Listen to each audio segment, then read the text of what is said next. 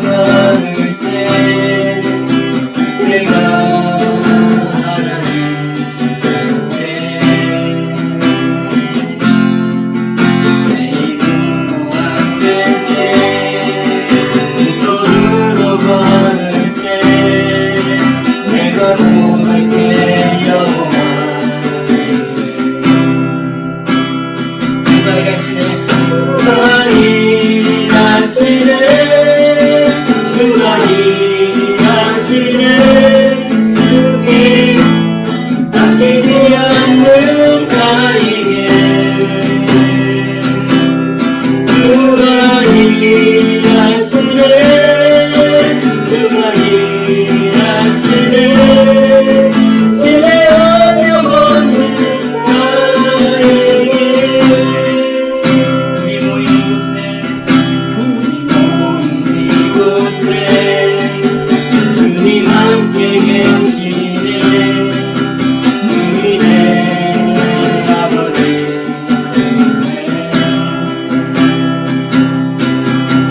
완벽한 우리 내 모든 걸 드릴 때 내가 고백해 여호와 우리 모인 이곳에 한 번 더 이곳에 주님 함께 계시네 우리 내 아버지 저번 적과 물고기 저번 적과 물고기 내 모든 걸 드릴 때 모두 보내게 여호와 주가 일하시네 주가 일하시네 주가 일하시네 주께 아끼지 않는 자에게 주가 일하시네 주가 일하시네 신뢰하며 걷는 자에게 주가 일하시네 주가 일하시네 주가 일하시네 주께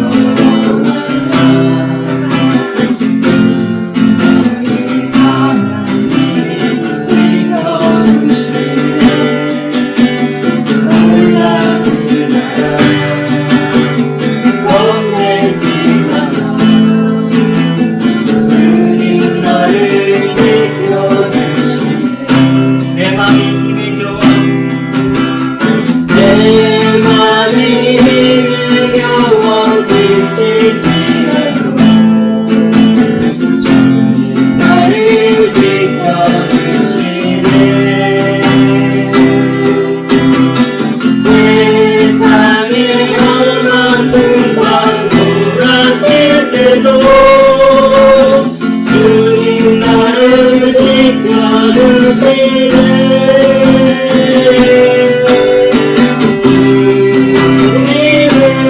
나의 산성 주님은 나의 요새 주님은 나의 소망 나의 힘이 되신 여호와 주님은 나의 산성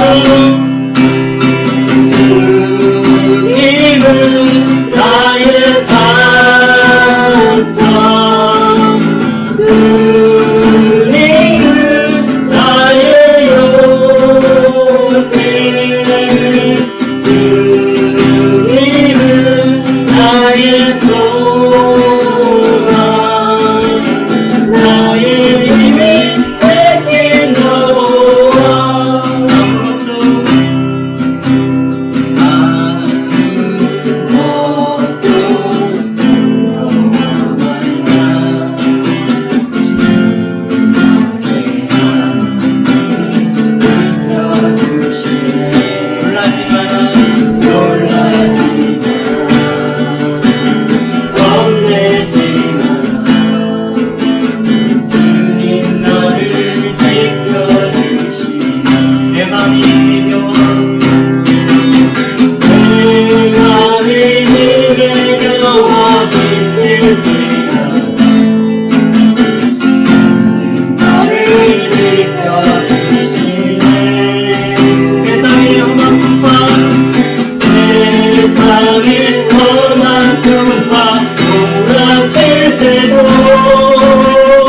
주님 나를 지켜주시네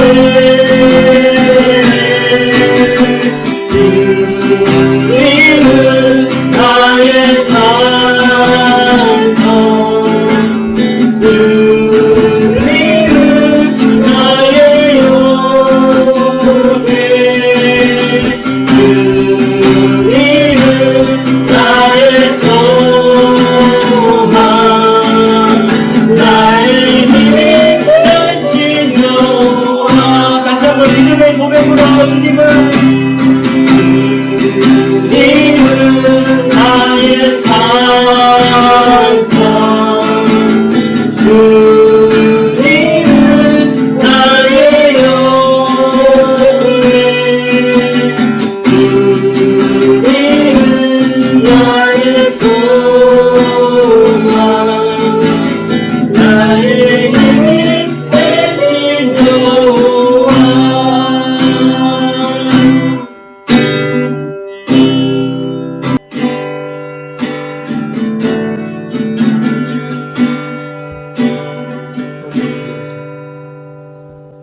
십자가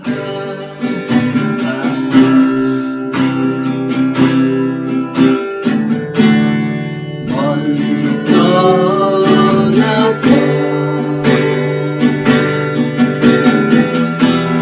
늘어진 나의 삶 속에 잊혀진 주님의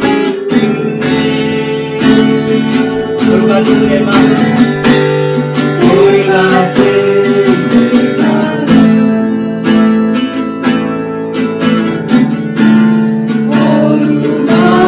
어루만지사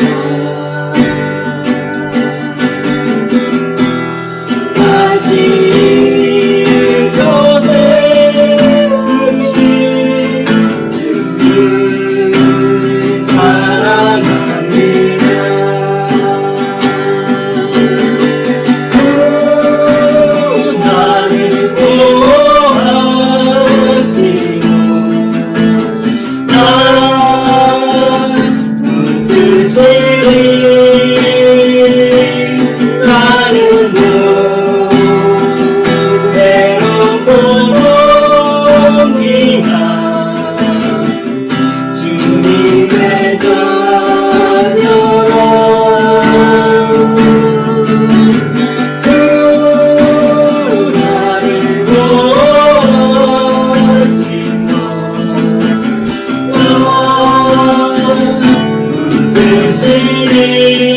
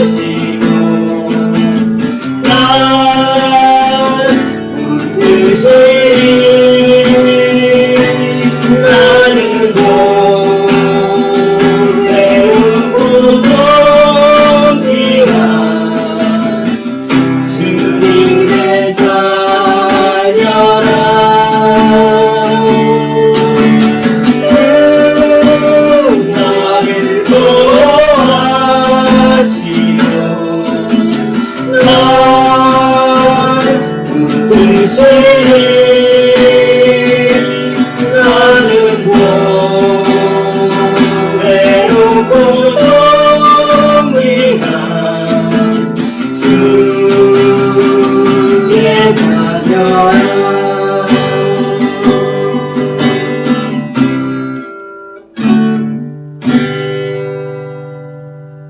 여호와여 나의 말에 귀를 기울이사 나의 심정을 헤아려 주소서. 나의 왕 나의 하나님이여 내가 부르짖는 소리를 들으소서. 내가 주께 기도하나이다. 여호와여 아침에 주께서 나의 소리를 들으시니 아침에 내가 주께 기도하고 바라리이다. 주는 죄악을 기뻐하는 신이 아니시니 악이 주와 함께 머물지 못하며 오만한 자들이 주의 목전에 서지 못하리이다. 주는 모든 행악자를 미워하시며 거짓말하는 자들을 멸망시키리이다. 여호와께서는 피 흘리기를 즐기는 자와 속이는 자를 싫어하시나이다. 오직 나는 주의 풍성한 사랑을 힘입어 주의 집에 들어가 주를 경외함으로 성전을 향하여 예배하리이다. 여호와여 나의 원수들로 말미암아 주의 의로 나를 인도하시고 주의 길을 내 목전에 곱게 하소서. 그들의 입에 신실함이 없고 그들의 심중이 심히 악하며 그들의 목구멍은 열린 무덤 같고 그들의 혀로는 아첨하나이다. 하나님이여 그들을 정죄하사 자기께 빠지게 하시고 그 많은 허물로 말미암아 그들을 쫓아내소서. 그들의 주를 배역함이니이다. 그러나 주께 피하는 모든 사람은 다 기뻐하며 주의 보호로 말미암아 영원히 기뻐 외치고 주의 이름을 사랑하는 자들은 주를 즐거워하리이다. 여호와여 주는 의인에게 복을 주시고 방패로 한같이 은혜로 그를 호위하시리이다. 아멘. 오늘 우리가 함께 보는 말씀은 시편 5편으로 다윗의 시라는 부제가 있습니다. 우리는 아침의 시라고 하기도 합니다. 시편 기자가 극도의 고통, 또 심리적 압박감에서 신음하며 하나님께 탄원하는 시이기도 합니다. 1절 말씀을 함께 읽어보도록 하겠습니다. 여호와여 나의 말에 귀를 기울이사 나의 심정을 헤아려 주소서. 하나님 나의 말에 귀를 기울여 주십시오. 주님 나의 신음소리에 응답해 주시고 나의 비참한 이 심정을 헤아려 주십시오. 시편 기자는 지금 극도의 고통 중에 있습니다.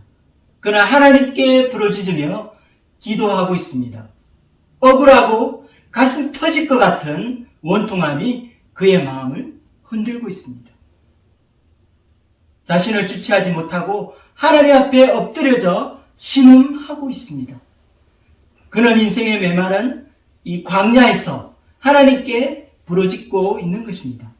그러나 이런 고통의 때에 시편 기자는 하나님을 나의 하나님으로 부르고 있습니다. 나의 왕, 나의 하나님 하고 그는 하나님의 이름을 부르고 있습니다. 2절 말씀을 읽어보겠습니다. 나의 왕, 나의 하나님이여 내가 부르짖는 소리를 들으소서. 내가 주께 기도하나이다. 다윗 왕은 자신이 인간적으로 한 나라의 왕일지라도 불완전하고 부족한 자신을 잘 알고 있었습니다.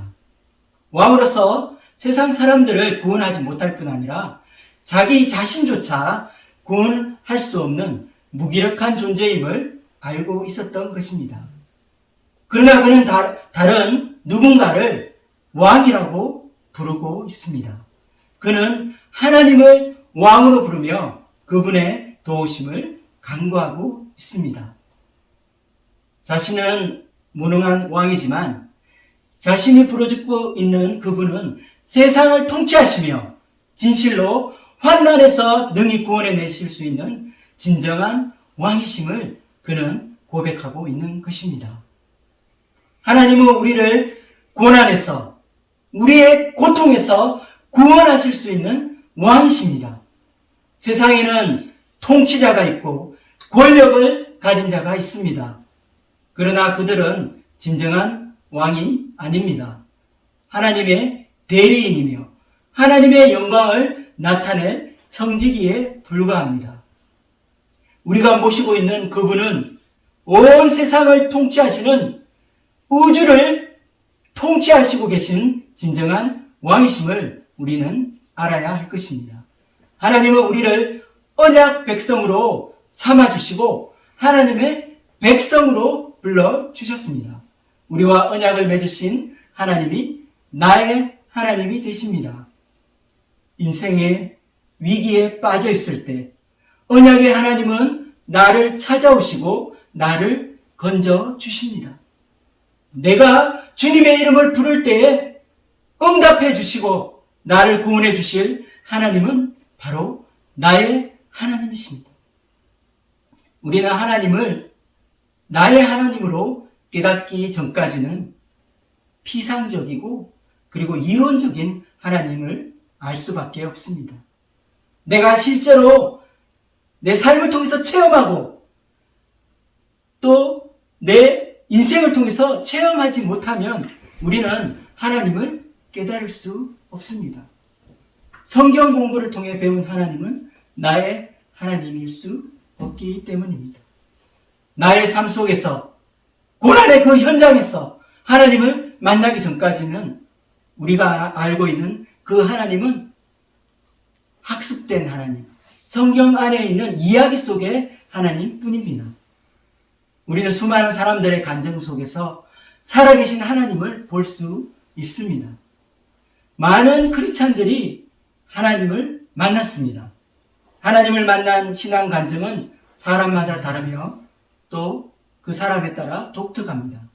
하나님이 나의 하나님이 되기 위해서는 살아계신 하나님을 개인적으로 만나는 하나님의 은혜가 있어야 합니다. 이렇게 하나님을 만나 그분을 나의 하나님으로 부르게 될 때 우리의 신앙생활이 진정으로 시작하게 되는 것입니다. 하나님을 만나게 될 때 나의 삶이 어둠으로 가득했음을 우리는 알게 됩니다.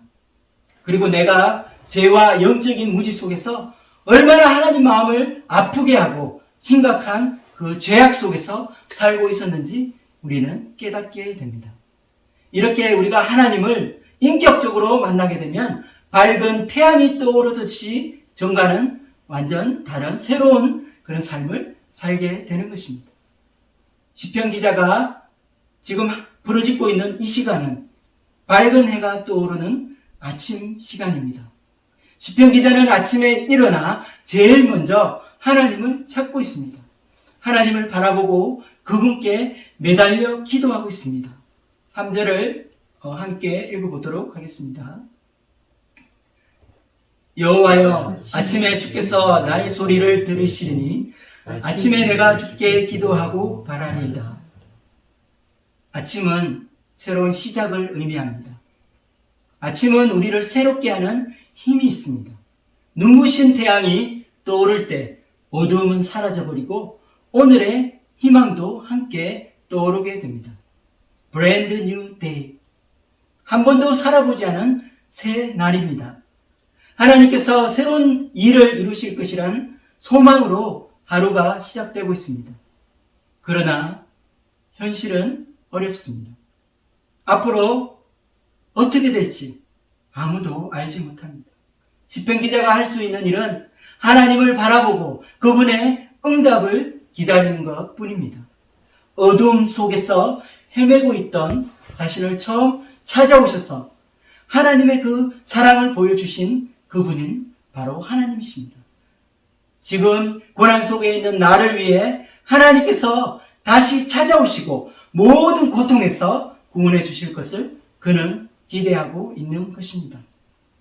시편 기자는 삶을 통해 체험하게 된 나의 하나님이 어떤 분이신지 정확하게 기억하고 있습니다. 시편 기자가 기억하는 하나님은 죄악을 기뻐하지 않는 그런 분이십니다. 악이 함께 머무르지 못하는 의로우신 하나님이십니다. Righteous God. 하나님은 공의로우신 하나님이십니다. 4절을 함께 읽어보겠습니다. 주는 죄악을 기뻐하는 신이 아니시니 악이 주와 함께 머물지 못하며 하나님은 거룩하신 하나님이십니다. 거룩하다는 것은 세상과 구별되어 있다는 뜻입니다. 하나님은 세상에 가득한 죄와 불법과 어둠의 세력과 함께 하실 수 없습니다. 하나님은 죄악을 기뻐하지 않으시기 때문입니다. 하나님은 빛이시고 거룩하신 분이시기 때문에 악과 어둠과 죽음이 함께 머물러 있을 수 없습니다. 그래서 시편 기자는 악으로 가득한 이 세상에서 하나님이 가장 싫어하시고 그리고 하나님이 가장 미워하시는 것들을 나열하고 있습니다. 5절과 6절을 읽어보겠습니다. 오만한 자들이 주의 목전에 서지 못하리이다. 주는 모든 행악자를 미워하시며 거짓말하는 자들을 멸망시키시리이다. 여호와께서는 피 흘리기를 즐기는 자와 속이는 자를 싫어하시나이다. 하나님께서 이렇게 악을 싫어하시고 죄와 불법과 어둠의 세력이 그분과 함께 하실 수 없기 때문에 시편 기자에게도 고민이 있습니다. 하나님이 그토록 싫어하시는 그 죄악이 그의 마음속에서도 존재하기 때문입니다. 자신의 내면 안에서 의로움을 발견할 수 없었기 때문입니다. 오히려 연약하고 죄악된 그런 자신의 모습만 보게 되므로 그는 절망하게 되었습니다.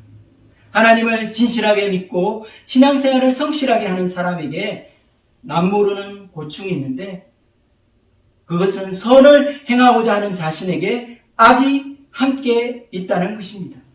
하나님 앞에 진실하게 살고 싶은데 오히려 위선적이고 이중적인 자신만 발견하게 된다는 것입니다. 로마서 7장 21절에서 24절까지 이렇게 말씀하고 있습니다. 그러므로 내가 한 법을 깨달았노니 곧 선을 행하기 원하는 나에게 악이 함께 있는 것이로다. 내 속사람으로는 하나님의 법을 즐거워하되 내 지체 속에서 한 다른 법이 내 마음의 법과 싸워 내 지체 속에 있는 죄의 법으로 나를 사로잡는 것을 보는도다. 오라 나는 공고한 사람이로다. 이 사망의 몸에서 누가 나를 건져내랴. 시편 기자는 먼저 정의의 하나님을 언급하였습니다. 그런 다음 이제 사랑이 풍성하신 하나님을 소개하고 있습니다. 하나님은 의의 하나님이시지만 또 하나님은 사랑의 하나님이십니다. 그가 만난 하나님은 사랑의 하나님이셨습니다. 하나님이 정의로 넘치시는, 정의로 가득 차시는 그런 하나님이시지만 또한 하나님은 사랑으로 충만하신 하나님이십니다. 만약에 하나님이 정의의 하나님만 되시고 사랑의 하나님이 되시지 않는다면 그가 감히 하나님 앞에 나아올 수 없었을 것입니다. 아무리 경건하고 정직한 사람도 하나님 앞에서는 죄인이기 때문입니다. 시편 기자는 하나님이 정의의 하나님이시지만 또한 사랑의 하나님이시기 때문에 자신은 이 하나님의 사랑을 힘입어 주의 전에 들어갈 수 있다고 말하고 있습니다. 7절을 함께 읽어보도록 하겠습니다. 오직 나는 주의 풍성한 사랑을 힘입어 주의 집에 들어가 주를 경외함으로 성전을 향하여 예배하리이다. 그가 하나님께 나아올 수 있는 것은 주님의 풍성하신 사랑 때문입니다. 우리에게는 하나님 앞에 나아가 예배할 수 있는 자격이 없습니다. 우리는 거룩하신 그 하나님 전에 나아갈 수 없는 자들입니다. 오직 주님의 풍성한 사랑을 힘입어 주의 집에 들어갈 수 있습니다. 우리 크리스찬들이 하나님 앞에 나아갈 수 있는 그 이유도 동일합니다. 오직 하나님의 사랑에 힘입어 우리는 주님 앞에 나아갈 수 있는 것입니다. 예수님께서 우리를 위해 대신 지신 그 십자가의 사랑, 그 대속의 사랑 때문에 우리는 하나님 앞에 나아가 예배 드릴 수 있는 것입니다. 우리가 개인적으로 찾아오시는 하나님을 만나서 신앙생활을 시작하고 나면은 그분과의 교제와 사귐을 통해 하나님이 어떤 분이신지 배우게 됩니다. 우리가 하나님을 가장 잘 배울 수 있는 곳이 예배를 드리는 주님의 전입니다. 주님의 전이라는 곳은 하나님이 계시는 곳을 의미합니다. 신약에서는 하나님의 교회를 나타냅니다. 우리는 교회 안의 성도들과 함께 신앙생활을 하며 하나님을 배울 수 있습니다. 그런데 우리가 신앙생활을 하면서 가장 경계해야 하는 것은 자신이 하나님을 잘 알고 있다고 생각하는 자만심입니다. 이것은 신앙생활을 오래 하신 분들 가운데 더욱더 잘 나타나기 쉬운 현상입니다. 내가 신앙생활을 오래 하고 하나님을 많이 체험했지만 내가 만난 하나님이 전부가 아니라는 사실입니다. 하나님을 만난 나의 개인적인 경험은 우주보다 광대하신 그 하나님의 작은 일부분만 우리가 본 것이기 때문입니다. 우리는 자신이 만난 하나님으로 인해 교만해져서는 안 됩니다. 때로는 방언이 터지고 예언의 말씀을 하고 기도를 통해 신비로운 체험을 하게 되지만 그것이 전부가 아닙니다. 하나님을 아는 우리의 지식이 아직 어린아이와 같이 작고 보잘것없기 때문입니다. 우리 신앙이 더 깊어지고 인격이 더 성숙해지기 위해서는 우리의 신앙이 성장해야 합니다. 어떤 분은 어릴 적 주일학교에서 배우게 된 무섭고 두려운 하나님을 기억하고 있습니다. 주일학교에서 아이들을 위한 꼭두가시 인형극을 하였습니다. 한 어린아이가 나오고 그를 졸졸 따라다니는 날개 달린 천사가 나옵니다. 그런데 천사는 아이가 실수하고 잘못할 때마다 그 옆에 지켜보며 그 잘못을 낱낱이 기록하고 있습니다. 주일학교 때 본 이 퍼핏쇼는 아이들의 마음에서 떠나지 않았습니다. 그들이 자라서 성인이 되었지만 그 마음에 여전히 자신의 잘못을 지적하고 기록해두는 그 천사가 그를 늘 따라다니는 것 같았습니다. 신앙생활 열심히 하지만 정죄감과 죄의식으로 고통받고 있는 사람들이 많습니다. 그래서 우리 가운데는 하나님을 무서워하며 하나님을 마치 불꽃 같은 그 눈으로 항상 감시하고 계시는 두려운 분으로 알고 있는 분이 있습니다. 이런 분들에게 나타나는 신앙의 한 형태는 바로 율법적인 신앙입니다. 신앙생활을 철저하게 하지만 그 내면에 하나님의 사랑이 느껴지지 않는 분들이 있습니다. 이분들의 하나님은 자신의 작은 잘못도 용납하지 않고 판단하시는 하나님이십니다. 내 몸에 조그만 이상이 있거나 또 아프기만 해도 하나님이 나를 징계하시는 것이라 생각합니다. 어쩌다 주일 예배를 빠지고 야외로 나갔다가 접촉 사고라도 나면 하나님이 벌하셔서 이런 일이 생겼다고 생각하시는 분들이 있습니다. 그러나 반대로 어떤 분은 하나님을 사랑의 하나님으로 알고 있지만 내가 어떤 잘못을 해도 나무라지 않고 늘 용납해 주시는 분이라고 생각하는 분이 있습니다. 이런 분들은 하나님이 사랑이시니까 당연히 자신을 사랑해 주어야 한다고 생각합니다. 하나님은 사랑이시기 때문에 자신이 원하는 그 모든 것을 들어주시고 허락해 주셔야 한다고 생각합니다. 기도 응답이 되지 않으면 일주일 작정 기도를 시작하게 됩니다. 때로는 40일 금식 기도도 마다하지 않습니다. 자신이 원하는 것을 쟁취해야지 속이 시원한 그런 크리스찬들이 있습니다. 내가 믿고 있는 하나님은 어떤 분이십니까? 살아가다가 조금만 일이 안 되거나 어려운 일이 생기면 하나님이 자신의 죄를 심판한다고 생각할 수 있습니다. 하나님께 벌 받을까봐 무섭고 두려워 신앙생활 하고 있는 그런 분들이 사실은 생각보다 많습니다. 그러나 어떤 사람은 하나님을 두려워함이 전혀 없습니다. 어린아이와 같이 하나님께 응석을 피우고 떼를 쓰고 있는 크리스찬들이 있습니다. 어떤 분은 복을 받기 위해 교회에 나오시는 분들이 있습니다. 이런 분들은 하나님의 사랑을 강조하고 하나님을 통해서 얻게 되는 그런 신앙적인 유익만 구하는 사람들이 있습니다. 그래서 우리들의 신앙에는 균형이 필요합니다. 하나님은 사랑의 하나님이시지만 또한 공의의 하나님이십니다.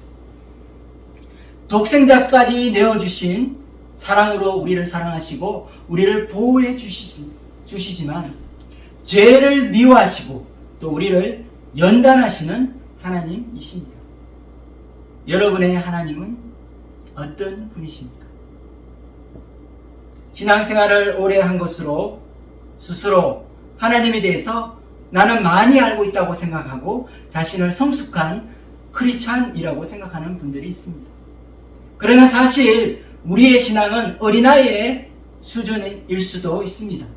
우리의 신앙이 깊어지고 성숙해지기 위해서는 우리의 신앙이 성장하고 자라야 합니다. 이것을 위해 하나님께서 준비하시는 것이 있습니다. 그것은 광야 학교입니다. 광야는 아무도 나를 도와줄 수 없는 곳입니다. 하나님만을 기다리고 바라보는 장소입니다. 광야라는 장소는 좋은 환경이 아닙니다. 그것은 인생의 고난일 수도 있습니다. 광풍이 불고 폭풍우가 내리는 곳일 수도 있습니다.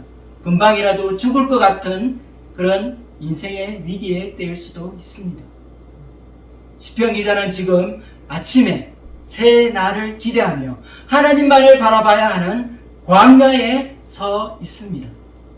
지금이라도 하나님께서 임재하셔서 폭풍우를 잠재우시고 자신을 구원해 주시기를 소망하고 있습니다. 하나님이 인도하시는 이 광야라는 곳은 하나님을 전적으로 의지하고 신뢰해야만 살아남을 수 있는 곳입니다. 이제까지 해왔던 그런 유치하고 어린아이와 같은 신앙을 벗어버리고 성장하게 되는 곳입니다. 젖을 떼고 단단한 식물을 먹고 성숙하게 되는 그런 곳입니다. 나를 새롭게 빚어 하나님의 형상으로 만들어가는 곳입니다. 이곳은 무서운 풍파를 피해서 하나님께 피하는 그런 장소일 수도 있습니다. 그러나 시간이 지나고 나면 하나님을 바라보는 정금 같은 믿음을 배우게 될 것입니다. 우리의 영적인 근육이 자라나서 어떠한 역경과 핍박 속에서도 하나님만으로 기뻐하는 믿음의 사람이 되어 있을 것입니다. 하나님의 크신 사랑을 받고 누리기만 하던 자가 하나님을 사랑하고 그분을 위해서 고난을 견디고 인내하는 성숙한 사람이 되어 있을 것입니다. 우리 함께 11절 말씀을 읽어보겠습니다. 그러나 주께 피하는 모든 사람은 다 기뻐하며 주의 보호로 말미암아 영원히 기뻐 외치고 주의 이름을 사랑하는 자들은 주를 즐거워하리이다. 시편 기자가 인생의 폭풍우를 피해 숨어있는 피나처는 하나님의 날개 그늘 아래입니다. 바깥에서는 무서운 폭풍이 불고 있지만 하나님 안에서 그는 안식하며 평안을 누리고 있습니다. 하나님의 보호로 말미암아 기뻐 외치고 있습니다. 이제 그는 주의 이름을 사랑하는 자로서 성숙해지고 있습니다. 베풀어 주시는 은혜와 사랑을 받기만 하던 자에게서 하나님을 사랑하는 자로서 그는 성장하게 되었습니다. 하나님을 사랑하는 자는 오직 주님으로 즐거움을 삼게 됩니다. 세상 쾌락과 즐거움은 그에게 더 이상 소망이 될 수 없습니다. 하나님을 사랑하는 자는 고난 속에서도 인내하며 하나님을 위해 광풍을 견디는 자입니다. 고난을 통해 이기적인 그 내면이 변화되고 새로워지게 됩니다. 자기 유익을 위해 하나님을 이용했던 신앙생활이 하나님을 위해 고난받는 신앙생활이 됩니다. 자신이 아무것도 아닌 것을 깨닫고 늘 하나님 앞에서 겸손하게 자신의 죄를 회개하는 신앙생활을 하게 됩니다. 오늘 이 시간 내 입에서 고백하는 나의 하나님은 어떤 분이십니까? 우리의 신앙이 깊어지고 믿음 생활 가운데 하나님을 배우고 알아가는 기쁨이 큽니다. 그런데 우리의 신앙이 깊어지고 성숙해진다는 것은 무엇을 말하는 걸까요? 하나님을 아는 지식이 더욱더 커지고 성장한다는 것은 무엇을 의미할까요? 우리가 하나님을 깊이 만나면 만날수록 사실 우리가 깨닫게 되는 것은 나의 죄성과 나의 무능함입니다. 그분 앞에 나는 아무것도 할 수 없는 무능하고 연약한 자임을 깨닫게 되는 것입니다. 오직 예수 그리스도의 십자가의 은혜만 드러나게 될 때 우리의 인격은 더욱 성숙하게 됩니다. 그런데 우리의 신앙이 성장하고 신앙이 깊어지는 것은 우리의 힘으로 되는 것이 아닙니다. 우리의 삶을 인도하시는 하나님께서 이 광야라는 장소로 우리를 인도해 주십니다.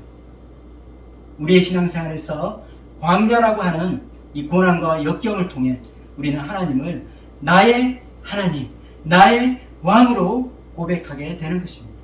우리 인생에서 왕 되신 하나님이 허락해 주시는 그 모든 것을 감사하고 그분의 주권 아래 믿음으로 살아가는 것입니다.